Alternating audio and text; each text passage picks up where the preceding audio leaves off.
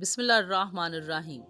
السلام علیکم ناظرین، یہ ظہر کی نماز کا وقت تھا کہ اصحابہ اکرام، جن میں حضرت ابو بکر صدیق، حضرت عمر فاروق، حضرت عثمان غنی اور حضرت علی رضی اللہ تعالیٰ عنہم، حضور صلی اللہ علیہ وآلہ وسلم کے منتظر تھے کہ امام کائنات آئیں اور نماز پڑھائیں کہ انہوں نے عجیب منظر دیکھا۔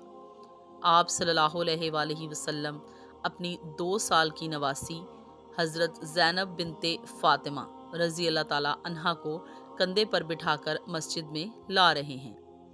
جب آپ صلی اللہ علیہ وآلہ وسلم مسجد میں تشریف لائے تو صحابہ نے سوچا کہ آپ صلی اللہ علیہ وآلہ وسلم بچی کو بٹھا کر نماز پڑھائیں گے، لیکن اقامت ہوئی اور آپ صلی اللہ علیہ وآلہ وسلم نے بچی کو کندھے پہ بٹھائے ہوئے ہی تکبیر و تحریمہ کہی اور نیت باندھ لی۔ یہ بہت ہی حیرانگی کی بات تھی۔ ناظرین، یہ کیسی محبت کا اظہار تھا، وہ بھی اپنی نواسی کے ساتھ۔ اب جب حضور اکرم صلی اللہ علیہ وآلہ وسلم رکوع میں گئے تو بچی کو اٹھا کر نیچے کھڑا کر دیا کہ کہیں گر نہ جائے۔ پھر جب سجدے سے اٹھے تو دوبارہ اٹھا کر کندھے پہ بٹھا لیا۔ 4 رکعت حضور صلی اللہ علیہ وآلہ وسلم نے ایسے ہی ادا کی۔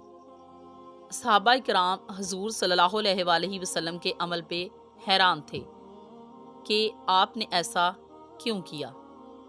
ناظرین، حضور صلی اللہ علیہ وآلہ وسلم نے عرب کے معاشرے میں بیٹی کو عزت دلوانے کے لیے اور بیٹی کے مقام کو ثابت کرنے کے لیے عملی مثال پیش کی۔ ناظرین، آج کی ہماری ویڈیو عرب معاشرے میں بیٹی کے مقام کے بارے میں ہے، لیکن ویڈیو میں آگے بڑھنے سے پہلے اگر آپ ہمارے چینل پر نئے ہیں تو برائے مہربانی ہمارا چینل پروفٹ قصہ سبسکرائب کریں اور لائک کریں، جہاں آپ کو بالخصوص اسلامک ہسٹری اور منفرد معلومات پر مبنی ویڈیوز ملتی رہیں گی۔ ناظرین، عرب معاشرے میں جہاں اور بہت سی برائیاں تھیں، ان میں ایک یہ بھی تھی کہ عرب ظلم اور سفاکی میں ہر حد سے تجاوز کر چکے تھے۔ سگا باپ اپنے ہاتھوں سے اپنی بیٹی کو زندہ درگور کر دیتا تھا، اور ناظرین، ظلم و بربریت کی یہ انتہا تھی کہ معاشرے میں اسے ایسا کرنے پر داد ملتی تھی۔ لوگ کہتے تھے کہ تو نے اپنی بیٹی کو زندہ دفن کر کے آج اپنی عزت و حرمت بچا لی۔ عرب اپنے ہاتھوں سے اپنی معصوم بچیوں کو زندہ دفن کر دیتے اور اس پر فخر محسوس کرتے، کیونکہ بیٹی کی پیدائش کو ان کے لیے باعث شرم اور باعث ذلت سمجھا جاتا تھا۔ جیسا کہ قرآن مجید میں ارشاد باری تعالیٰ ہے، باپ قوم سے چھپتا پھرتا ہے اس بری خوشخبری کی وجہ سے جو اس کو سنائی گئی ہے۔ ایک اور جگہ قرآن کہتا ہے کہ اس کا چہرہ ذلت سے سیاہ رہتا ہے اور وہ اندر ہی اندر گھٹ رہا ہوتا ہے۔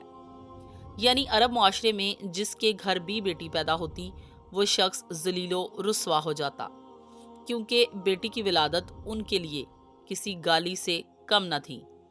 لہٰذا اپنے آپ کو اس ذلت اور رسوائی سے بچانے کے لیے سگا باپ اپنی ہی بیٹی کو اپنے ہاتھوں سے زندہ درگور کر دیتا۔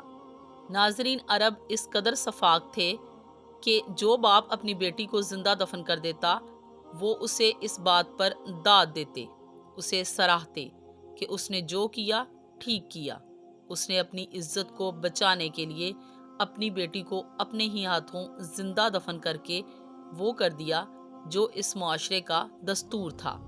اور پھر ایسے ظالم اور سفاک معاشرے میں جہالت کی پستیوں سے نکالنے کے لیے اللہ جل شانہ نے اپنے حبیب رحمت للعالمین محمد مصطفیٰ صلی اللہ علیہ وآلہ وسلم کو بھیجا، جنہوں نے بیٹی کو رحمت بنایا۔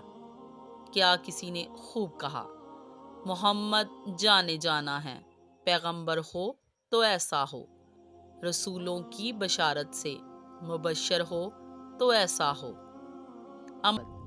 اور وراثت میں عورت کا حصہ، ان سب کو عورتوں کے حقوق میں شامل ہی نہیں کرتے۔